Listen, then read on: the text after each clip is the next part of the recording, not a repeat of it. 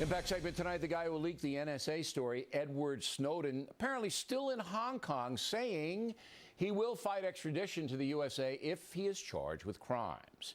Today, FBI Director Robert Mueller testified in front of a House committee about Snowden. As to the individual who has admitted making these disclosures, he is the subject of an ongoing criminal investigation.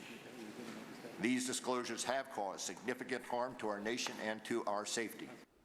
According to a Reuters poll, 23% of Americans think Snowden's a traitor. 31% think he's a patriot. The rest don't know. And on ideological grounds, opinion all over the place. We have been calling out and crying out for heroes. America is still trying to debate whether the guy that released the information of the NSA is a hero or a villain. I stand clear. I think what he did was heroic. I think he's courageous for sure. And as a journalist, you want to see these kinds of secrets exposed.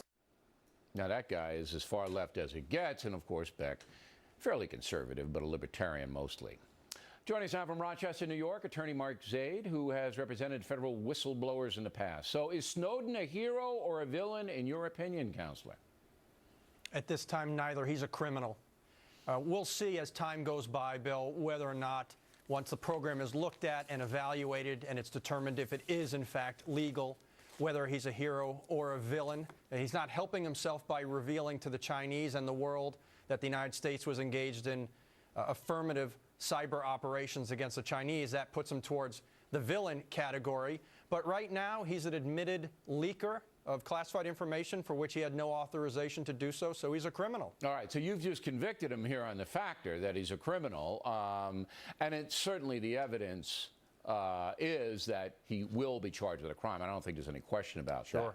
But yeah, that's interesting that you say that, because you yourself have defended whistleblowers in the past who did what Snowden says he's doing, noble things to try to improve the country. What's the difference between your clients and Snowden?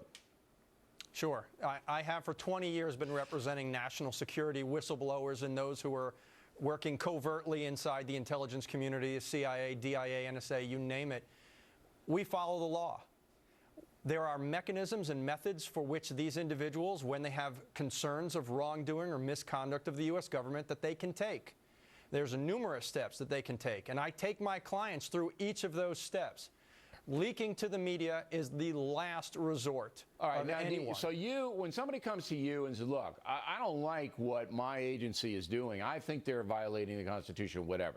You say to them, all right, we'll do it through the system. Now, some viewers are saying the whole government's corrupt, the whole Obama administration is corrupt, you're not going to get anywhere, they're going to tamp you down, they're going to fire you, they're going to harass you, they're going to do X, Y, and Z. So can you reassure the people watching tonight that that's not true? No, I've had that happen numerous times. I've also had, there are many clients I've had that you've never heard of because we work things out internally to the client's satisfaction. All right, so what happens if they can't get anywhere after following your advice to go through the system? Well, I'll give you one example. Tomorrow, I'm filing a lawsuit against the Central Intelligence Agency for a covert paramilitary officer of the CIA who was accused of war crimes and was investigated by the Department of Justice. This is brand new news. No one has known about these investigations publicly. I worked it out so that the lawsuit we're filing is unclassified. I have access through the CIA to classified information. This lawsuit was vetted through the CIA to make sure it's classified. I'm sorry, it's unclassified. And we're filing it, and it's new news. No, what are you suing the CIA for?